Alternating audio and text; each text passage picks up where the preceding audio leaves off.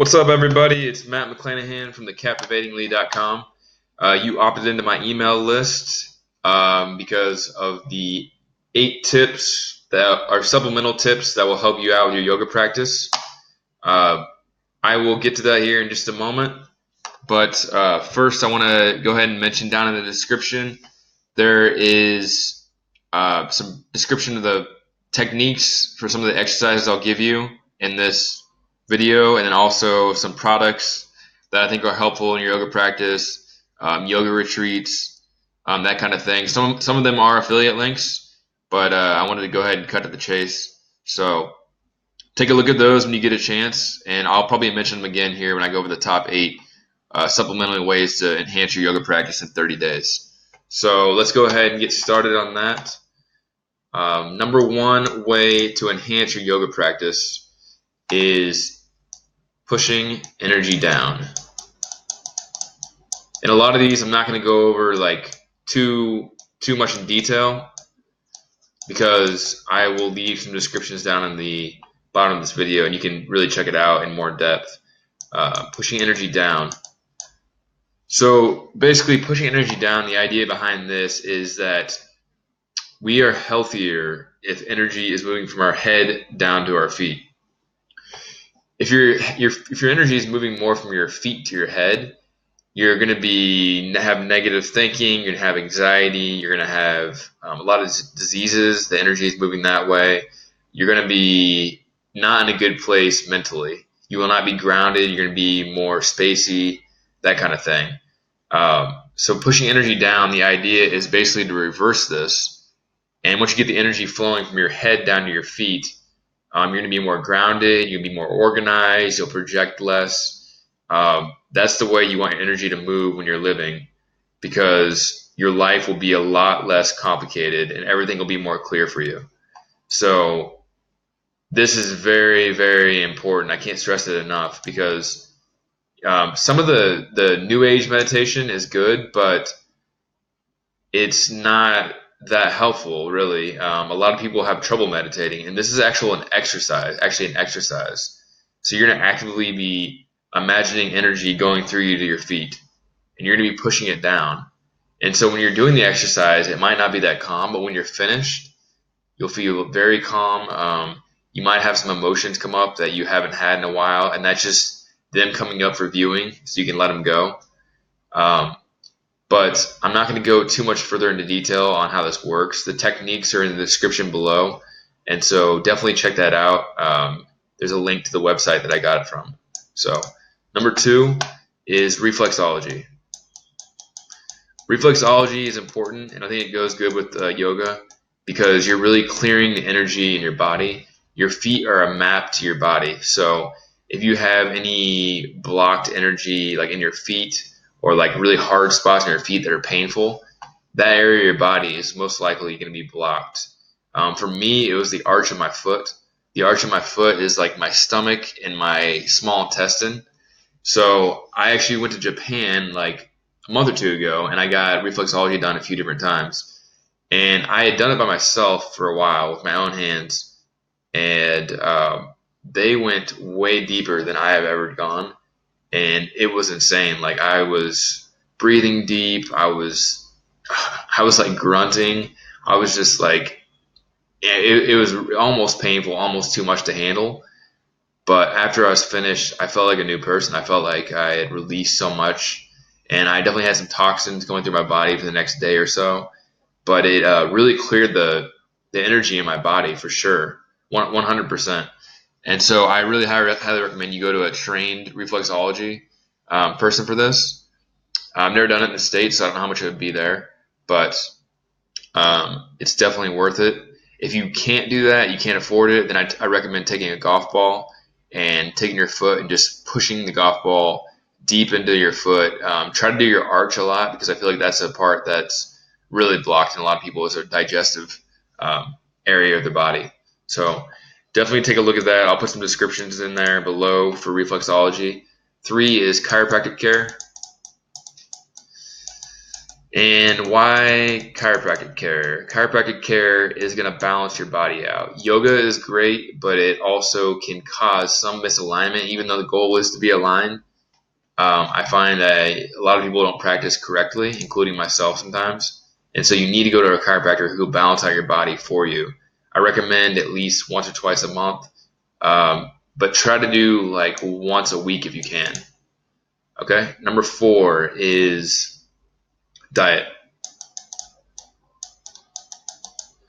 Diet is obviously important. You don't want to be eating junk food and trying to enhance your yoga practice. It's probably going to be detrimental. I recommend a diet of 50 to 70% cooked vegetables.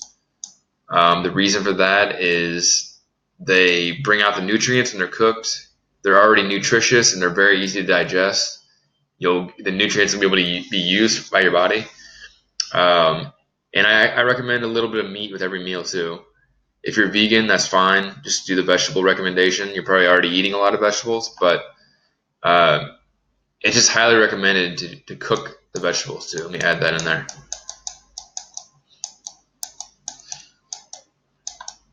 But yeah, definitely try to aim for this much because it's going to really help the energy move through your body a lot better too. So number 5, let's do a mental exercise that's going to really help you out. Mental subtraction. This is the opposite of gratitude. Gratitude is, you're thankful for this, thankful for that. You keep on thinking you're thankful for things. Mental subtraction is actually thinking about if you didn't have what you do have. So it's kind of a trick to the brain. So you have a big house, but you put yourself in the state of I live in a shack, and you really try to think about if you lived in a shack. If you do it the right way, it's going to trick your brain to be like, oh, well, I have a big house. I'm really grateful for that house. And so it's actually a way of not practicing gratitude that brings up gratitude. So it's kind of a trick to the brain, and science has actually shown that this is more effective than actually practicing just straight gratitude. So definitely take a look at that. I'll put another link down below. 6, let's do single leg deadlifts.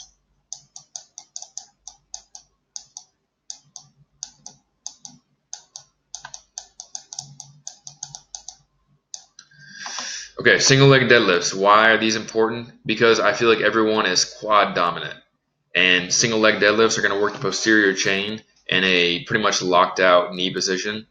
And so you're really isolating that part of your body, and it's going to help you out with poses like triangle pose where you have to hinge the hips, and it's going to strengthen those a lot. And I found that these are the most effective ways of doing that. Like I've tried other isolation ones for my glutes and my hamstrings, but I feel like single leg deadlifts do it the best. And I don't even use a lot of weight usually. I can do them without any weight and feel a lot of effects of them. So I highly recommend that. If you don't know how to do that, I'll put another description on how to do that. 7, what do we got here?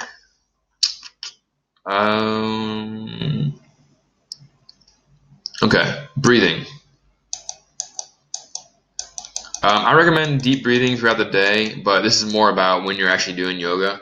Following your breath. Make sure you follow your breath throughout the yoga practice because it's going to keep you in the present moment. And this is kind of one that you've probably heard a million times, but I added it in there because it is so effective. If you're not following your breath, you're probably thinking forward to the next pose. And I find when I completely focus on my breath, it really just allows my body to open up and really just takes your practice to the next level. Can't stress that enough. You've heard it a million times, though, probably, so I'm not going to go over that much, but definitely follow your breath when you're doing everything. Number 8. What do we got here? Okay. Number 8. This one is another one that you can or can't do, depending on if you are able to, but yoga classes / retreats. And I put some links to the retreats down below. It's a big selection. I think they're very helpful because in a retreat, you get to go for about Yeah, most people probably do like 5 or 7 days, and you just focus on yoga, and you're around other people that are focused on yoga, and you have teachers there to teach you every day. You know, they're around you all the time, so you get to really see the flaws in your practice and really get a schooling on what you're doing wrong. I highly recommend that. If you can't do that because you have a job or you just can't leave home, then definitely try to do some yoga classes where you have a teacher because you're going to need that help. If you're practicing at home all the time, it's almost guaranteed that you're doing something um, wrong. I mean, you might think you're really good, but there's definitely some things you can work on, and the teacher will be able to point that out. So I highly recommend this one too. Um, but out of all of these, I would say pushing energy down is definitely number one. And the number two thing is probably these. This is the physical exercise that will help you the most. Physical exercise, and this is the mental exercise that will help you the most. Um, you could add mental subtraction in there too, but that's just like a small one. This one you could actually make like the center of your life to make you more grounded. This one can be the center of your physical like workouts too, because you're working that area that really is going to come into play with yoga. So I just went over a summary of the 8 supplemental exercises or tips for how to improve your yoga practice in the next 30 days. Look out for more emails from me about 2 times a week. I'm not sure exactly what they're going to be yet, but I'm working on some new videos to send you with some more valuable content because that's the whole point of this is to give you good content and give you good suggestions. So look out for that. Once again, it's Matt McClanahan from thecaptivatingly.com, and I will see you soon. Thank you.